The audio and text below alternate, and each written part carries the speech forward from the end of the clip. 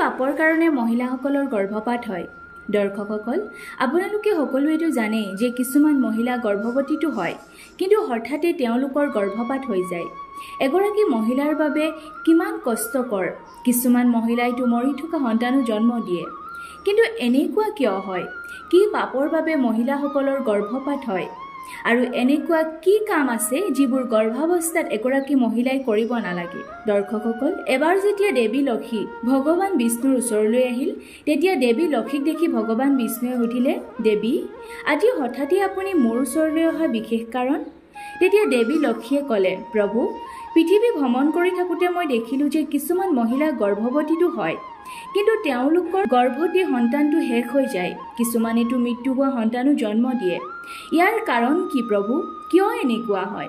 কি পাপৰ কাৰণে মহিলাসকলে এই দুখৰ সন্মুখীন হয়? তেতিয়া ভগৱান বিষ্ণুৱে ক'লে, এসময়ত এজন বহুত বেছি ধনী ব্যক্তি আছিল। তেওঁ ইমানেই ধনী আছিল যে তেওঁৰ ওচৰত একো বস্তুৱেই অভাৱ নাছিল। তেওঁ এগৰাকী কন্যা আছিল, যাৰ নাম ৰূপৱতী আছিল। ৰূপৱতী যেতিয়া বিবাহৰ যোগ্য হ'ল, তেতিয়া তেওঁ ৰূপৱতীৰ বিবাহ ওচৰৰে গাঁৱৰ এগৰাকী বেশ্যাৰ পুত্ৰৰ লগত বিয়া পাতি দিলে। ৰূপৱতীৰ শাহুৱেকৰ নাম আছিল সুনন্দা। সুনন্দা দুষ্ট চৰিত্ৰৰ আছিল। ৰূপৱতীয়ে যৌতুকত বহুত বস্তু আনিছিল। সেইকাৰণে সুনন্দাই ৰূপৱতীৰ মিছা প্ৰশংসা কৰিছিল আৰু ৰূপৱতীক মিঠা মিঠা কথা কৈ মাকৰ ঘৰৰ পৰা বস্তু আনিবলৈ কৈ থাকে। শাহুৱেকৰ কথাত ৰূপৱতীয়েও মাকৰ ঘৰৰ পৰা ইটো সিটো আনি থাকে। লাহে লাহে সুনন্দাৰ লোভ বাঢ়িবলৈ ধৰিলে। তাই সকলো নিজৰ কৰি ল'ব বিচাৰিলে। ব্যৱসায়ীজনৰ কোনো ল'ৰা নাছিল, সেইকাৰণে সকলো ৰূপৱতীৰেই আছিল। এনেদৰে অলপ দিন পাৰ হ'ল আৰু ৰূপৱতী গৰ্ভৱতী হ'ল। এইষাৰ কথা জনাৰ পাছত সুনন্দা বহুত সুখী হ'ল আৰু এইষাৰ কথা ৰূপৱতীৰ ঘৰতো জনালে আৰু ভাল ভাল বস্তুৰ বাবে দাবী কৰিলে।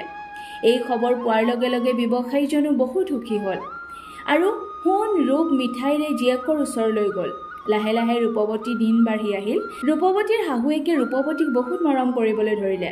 ৰূপৱতীক একো কৰিবই নিদিয়ে, সকলো তেওঁ নিজেই কৰে। কিন্তু হঠাতে এদিন ৰূপৱতীৰ গৰ্ভপাত হৈ গ'ল, যাৰ ফলত সুনন্দাই ৰূপৱতীক গালি পাৰিব ধৰিলে আৰু শাহুৱেকৰ এনে ব্যৱহাৰত ৰূপৱতী মনত বহুত দুখ পালে। শাহুৱেকে প্ৰত্যেক দিনাই ৰূপৱতীক নানা কথা শুনায় আৰু বহুত অত্যাচাৰ কৰে, আনকি তাইক ভালকৈ খাবলৈও নিদিয়ে। তথাপিও ৰূপৱতীয়ে সকলো সহ্য কৰি থাকে। তেনেদৰে ৰূপৱতী আকৌ গৰ্ভৱতী হ'ল। এইষাৰ কথা গম পোৱাৰ পাছতো সুনন্দাই ৰূপৱতীক অলপো ভাল ব্যৱহাৰ নকৰিলে। সকলো ঠিকেই আছিলে। ৰূপৱতী লাহে লাহে 9 মাহত ভৰি দিলে। তাই এটা পুত্ৰ সন্তান জন্ম দিলে, কিন্তু ল'ৰাটোৰ জন্ম হোৱাৰ আগতেই মৃত্যু হৈছিল।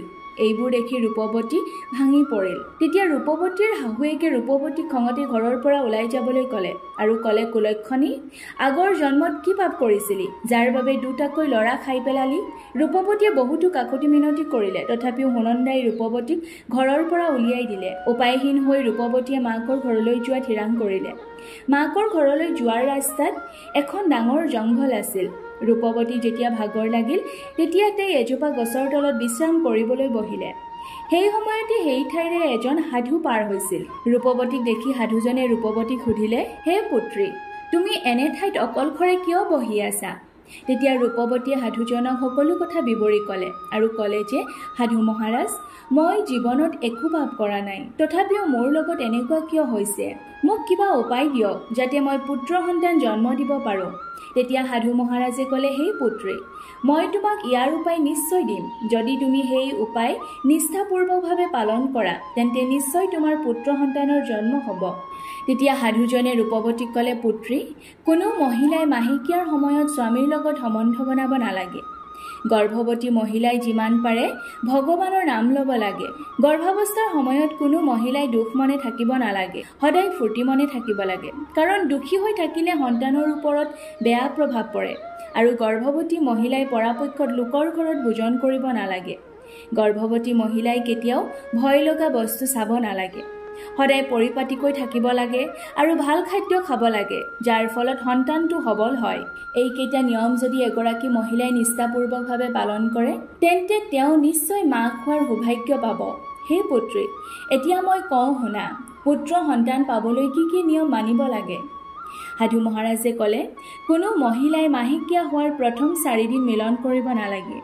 যদি এনেকুৱা কৰে তেন্তে দুষ্ট পুত্ৰৰ জন্ম হয় আৰু পঞ্চম দিনৰ দিনা সম্বন্ধ বনালে কন্যা সন্তানৰ জন্ম হয় আৰু ষষ্ঠ দিনৰ দিনা সম্বন্ধ বনালে পুত্ৰ ৰত্নৰ প্ৰাপ্তি হয় আৰু সপ্তম দিনৰ দিনা সম্বন্ধ বনালে বন্ধ্যা পুত্ৰী অৰ্থাৎ যিগৰাকীয়ে কেতিয়াও সন্তান জন্ম দিব নোৱাৰে।